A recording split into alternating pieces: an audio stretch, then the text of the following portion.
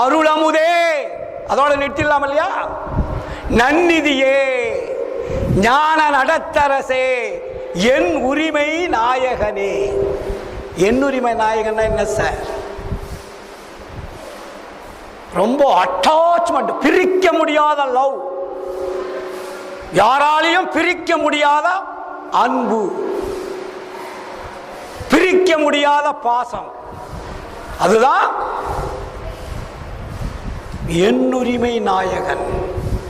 ஒரு கணவன் மனைவியும் பிரிக்க முடியுமா? ஒரு அன்புள்ள கணவன் மனைவி எத்தனை கோடி செலவு பண்ணாலும் பிரிக்க முடியாது. அதுபோல இறைவனை நாம் பிரியாமல் பிடித்துக் கொள்ளக்கூடிய தகுதியை வர வைத்துக் கொள்ள வேண்டும்.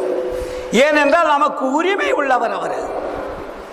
கடவுள் என்பது வேறொருவர் அல்ல, நமக்கு உரிமை உள்ளவர், நம்முடைய தந்தையாக இருந்து செயல்பட்டு கொண்டிருப்பவர், தாயாக இருந்து செயல்பட்டு கொண்டிருப்பவர்.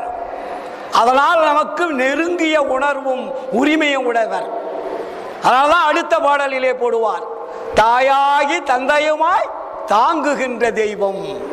உங்களை எப்படி தாங்கிக் கொண்டிருக்கிறது? தாயாக தந்தையுமாய் தாங்கி கொண்டிருக்கிறது. மற்றவர்கள் அது மாதிரி நம்மளை யாராவது தாங்க முடியுமா? நம்ம அப்பா அம்மாவோட உலகிலுடைய தாய் தந்தையே இந்த அளவுக்கு தாங்குறாங்கன்னா, இந்த உலகத்தையே படைத்து உயிர்களை படைத்து ஆன்மாவை அனுப்பி ஆன்மா யார் என்பதை உணர்கின்ற பொழுதுதான் நம்முடைய தந்தை யார் என்பது நமக்கு தெரியும். நாம் எல்லாம் உபகார தந்தைகள், நாம் எல்லாம் உபகார தாய்கள்.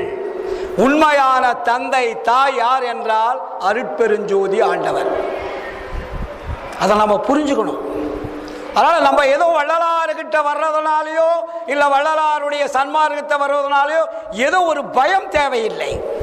நம்மிடத்திலே இறைவனுக்கு நமக்கும் இருக்கக்கூடிய உறவு பாலம், பிரிக்க முடியாத பாலம். மற்றவர்கள் சொல்லியதெல்லாம் பாதியோட விழுந்து போகின்ற பாலம். சன்மார்க்கம் என்பது பிரிக்க முடியாதது, அழிக்க முடியாதது, உடைக்க முடியாதது, ஒடுக்க முடியாதது.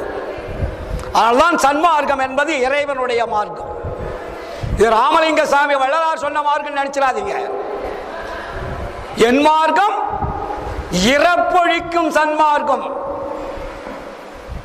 இது இறைப்பை ஒழிக்கக்கூடிய மார்க்கம் சன்மார்க்கம். இந்த மார்க்கத்தை உலக மக்களுக்கு அறிமுகப்படுத்த வேண்டும், உலக மக்களுடைய அறிவை விளக்க வேண்டும் என்பதற்காகத்தான் இறைவன் வள்ளலாரை தேர்வு செய்து அனுப்புகிறார். அவரு